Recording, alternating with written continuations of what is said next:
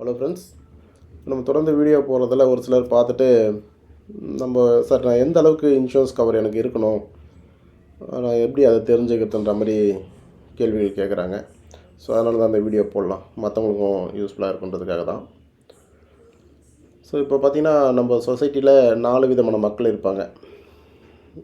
இப்போது அதில் பார்த்திங்கன்னா ஒன்று லக்ஸரி லைஃப், கம்ஃபர்டபுள் லைஃப்பில் இருக்கிறவங்க, புவர், அதுக்கப்புறம் சேரிட்டினா இந்த அனாதை ஆசிரமம்லாம் இருக்கு இல்லைங்களா, அந்த மாதிரி மற்றவங்கள ஹெல்ப்பில் வாழறவங்க. ஸோ இந்த 4 கேட்டகரி பீப்புள் தான் இருப்பாங்க. நம்ம ஃபேமிலி உதாரணத்துக்கு ஒரு கம்ஃபர்ட் லைஃப்பில் இருக்காங்கன்னு வச்சுங்களேன். ஸோ அவங்க இருக்கிறதுக்கு ஒருத்தர் வேலை செஞ்சே ஆகணும். யாராச்சும் ஒருத்தர் ஒர்க் பண்ணால் தான் ஃபேமிலி அதே லைஃப் ஸ்டைலில் இருக்க முடியும். சப்போஸ் அந்த பர்சன் ஒர்க் பண்ணல, அப்போ என்ன ஆகும், ஆட்டோமேட்டிக்காக ஃபேமிலி புவர் சேரிட்டி எனக்கு வந்துடும். கரெக்டுங்களா? ஸோ இப்போ இது அங்கேயே இருக்கணும், அங்கேயே பம்ப் பண்ணி வைக்கணுன்னா என்ன பண்ணணும்? ஸோ ஏதாச்சும் ஒரு பவர் வேணும். ஸோ என்ன பவர் அது? மணி தான்.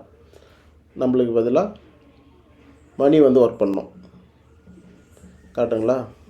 பர்சன் இன்கம் ஏர்ன் பண்ணி தருவாங்க, இல்லை இன்கம் ஜென்ரேட் ஆகிறதுக்கு அவங்க காரணமாக இருப்பாங்க. அவங்க இல்லைன்னா அதை யார் பார்க்கணும்? அது யார் ரீப்ளேஸ் பண்ண முடியும்? மணி தான் இல்லைங்களா?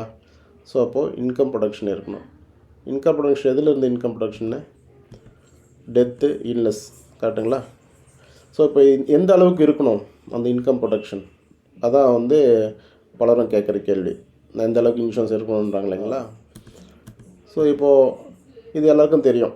ITV, insured declared value. இந்த வெஹிக்கிள்லாம் எடுப்போம் இல்லைங்களா, இந்த காருக்கு ஒரு வேல்யூ, இந்த காருக்கு ஒரு வேல்யூ, இந்த காருக்கு ஒரு வேல்யூ, இந்த காருக்கு ஒரு வேல்யூ, இந்த பைக்குக்கு, இந்த பைக்குக்குன்னு அந்த மாதிரி ஒவ்வொன்றுக்கும் வேல்யூ மாறும்.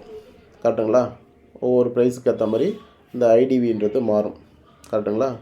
ஸோ அதே மாதிரி தான் இப்போ பீப்புளுக்கும் ஹியூமன் லைஃப் வேல்யூ இது ஒவ்வொரு காருக்கு எப்படி மாறுதோ அதே மாதிரி பர்சன் டு பர்சன் மாறும். அவங்க இன்கம் ஜென்ரேட் பண்ணுறாங்க, இன்கம் ஏர்ன் பண்ணுறாங்க, அதை பேஸ் பண்ணி தான் இந்த ஹெச்எல்வி கால்குலேட் பண்ணுறோம். ஓகேங்களா? இப்போ ஒவ்வொருத்தருக்கும் அவங்களோட இன்கம் ஜென்ரேட் பண்ணுறதுக்கு ஏற்ற மாதிரி, அவங்க ஏஜுக்கு ஏற்ற மாதிரி இந்த பேராமீட்டரை பேஸ் பண்ணி அவங்களோட ஹெச்எல்வின்றது மாறும். ஸோ ஒவ்வொருத்தரோட இன்கம்மை பேஸ் பண்ணி தான் எல்லாமே நம்ம லைஃப்பில் நடக்கிறது. ஒவ்வொன்றும் இன்கம்மை பேஸ் பண்ணி தான். கரெக்டுங்களா? ஸோ அப்போ அந்த இன்கம்மை பாதுகாக்கணும். அந்த இன்கம்மை பாதுகாக்கணும்னா எந்த அளவுக்கு பாதுகாக்கணும்? 100% பாதுகாக்கணும்.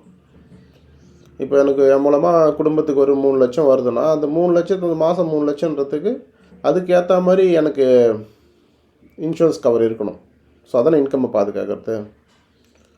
அதை விட்டுட்டு நான் 1 கோடிக்கு போட்டேன்னா என் ஃபேமிலிக்கு என்ன கிடைக்கும்? ஒரு 6% இன்ட்ரெஸ்ட் ரேட்னா வருஷத்துக்கு 6 லட்சம். இப்போ மாதம் 50,000 ரூபாய். 3 லட்சம் என்னோடய இன்கம் எங்கே இருக்குது? 50,000 ரூபாய் எங்கே இருக்குது? ஸோ இதுதான் பெரும்பாலும் மக்கள் தப்பு பண்ணுறாங்க. 1 கோடி ரூபாய்க்கு பாலிசி எடுத்து வச்சுப்பாங்க. ஆனால் ஒரு இன்கம் பார்த்திங்கன்னா 2 லட்சமோ 3 லட்சமோ இருக்கும், அதுக்கு மேலேயும் இருக்கும். அப்போ அந்த 1 கோடின்றது என்ன? 50,000 ரூபாய் மாதம் ஃபேமிலிக்கு கிடைக்கும். 1 கோடி எடுத்தால் 1 கோடியை 6% இன்ட்ரெஸ்ட் ரேட்டில் நீங்கள் ஒரு பேங்க்கில் டெபாசிட் பண்ணுறீங்க அப்படின்னா 6% என்ன 6 லேக் இல்லைங்களா? ஸோ 50,000 ரூபாய் கிடைக்கும். அந்த 50,000 ரூபாய் வச்சு அந்த ஃபேமிலி என்ன பண்ணும்? ஸோ இப்போ முழுமையான ப்ரொடக்ஷன் நம்ம கொடுக்கணும், பாதுகாப்பு கொடுக்கணும். அப்போ தான் ஒர்க்ஃபுல்லாக இருக்கும், இல்லை வேஸ்ட்டு. கரெக்டுங்களா? ஸோ அது எப்படி சிம்பிளாக பார்க்கலாம். இப்போ அந்த ஃபஸ்ட்டு இமேஜில் தெரியுதுங்களா, தண்ணி ஊற்றுறோம் ஆப்பிள் மரத்துக்கு. அதுதான் அதோட நியூட்ரிஷன். கரெக்டுங்களா? ஸோ அதை வச்சு தான் அந்த மரம் சர்வே ஆகும். அதே மாதிரி தான் அது ஃபேமிலி, நம்மளோட ஃபேமிலியாக இமேஜின் பண்ணிங்க. செகண்ட் இமேஜில் என்ன காட்டுறோம்? அதுக்கு தேவையான நியூட்ரிஷன் கிடைக்கலன்னா என்ன ஆகுது? தண்ணி கிடைக்கலன்னா செடி வாடி போயிடும். ஸோ குடும்பத்துக்கும் அதே நிலமை தான். கரெக்டுங்களா? இருக்கிற லைஃப் ஸ்டைல் விட்டு கீழே இறங்கிடுவாங்க. ஸோ இப்போ நம்ம கொடுக்குற இன்கம்மை அந்த மரத்துக்கு ஊற்றுற தண்ணியை ஸ்டாப் பண்ணாலும் இன்சூரன்ஸ் கம்பெனி கொடுக்கும். கரெக்டுங்களா? ஸோ அப்போ நான் இல்லைனாலும் அந்த குடும்பம் செழிப்பாக இருக்கும். ஸோ அதை தான் அந்த இமேஜில் பார்க்குறீங்க. சரி, நம்ம ஒவ்வொருத்தரோட லைஃப் ஸ்டைலை வச்சு நம்ம ஃபேமிலிக்கு எவ்வளோ கொடுக்கணும்? இப்போ ஒரு நாளைக்கு நான் வெளியில் போகிறேன். ஃபஸ்ட்டு இமேஜ் அந்த ஃபஸ்ட் ஆப்பிள் பாருங்கள். நான் ஒரு நாளைக்கு வெளியில் போகிறேன், என் ஃபேமிலிக்கு எவ்வளோ கொடுப்பேன்? ஒரு 1 வீக் போனாக்கா உங்களே கேட்டுக்கங்க. 1 மந்த்து போனீங்கன்னா 1 மந்த்து போனால் ஒரு 80%.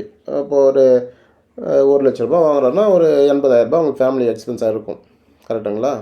20% அவர் எக்ஸ்பென்ஸ் அவர் வச்சுட்டு ரூ. 80,000 கொடுக்கணும். அந்த மாதிரி ஒவ்வொருத்தர் இன்கம் பேஸ் பண்ணி கொடுப்பாங்க.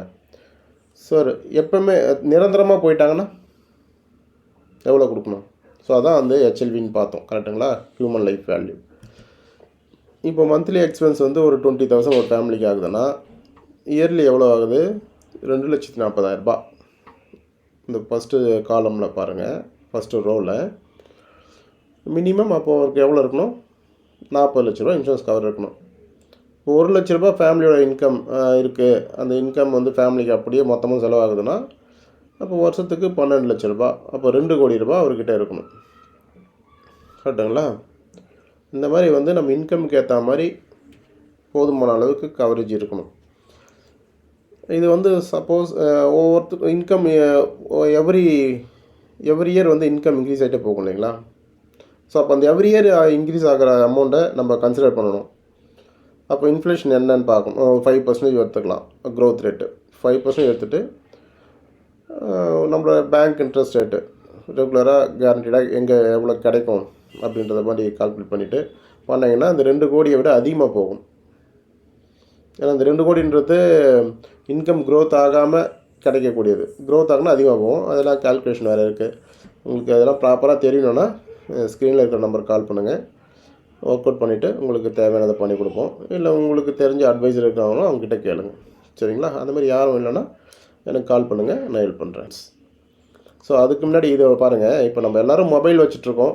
அந்த மொபைலுக்கு வந்து பார்த்திங்கன்னா டெம்பர் கிளாஸ் ஒட்டுறோம், அதுக்கு பவுச்லாம் போடுறோம். மாதத்துக்கு ஒரு முறை இல்லைனா 6 மந்த் ஒரு முறை 6 மந்த் ஒன்ஸ் ஆச்சு நம்ம என்ன பண்ணுறோம்? டெம்பர் கிளாஸ் மாற்றுறோம். கட்டாயமாக மாற்ற வேண்டியதாக இருக்குது. அது தாங்க மாட்டுது. ஸோ அதுக்கு இன்சூரன்ஸ்லாம் போட்டு வைக்கிறோம். ஆனால் மொபைலில் நம்ம பாதுகாக்கிற நம்ம இன்கம்மை பாதுகாக்கிறோமானா கண்டிப்பாக இல்லை. கரெக்டுங்களா? ஸோ உங்கள் இன்கம்மை பாதுகாத்துக்குங்க. அதுக்கப்புறம் மற்ற இன்வெஸ்ட்மெண்ட்டை பற்றி யோசிங்க. Okay okay friends. அடுத்து ஏதாச்சும் டவுட்னா சொல்லுங்கள், கால் பண்ணுங்கள், இல்லை எதனா கமெண்டில் சொல்லுங்கள்.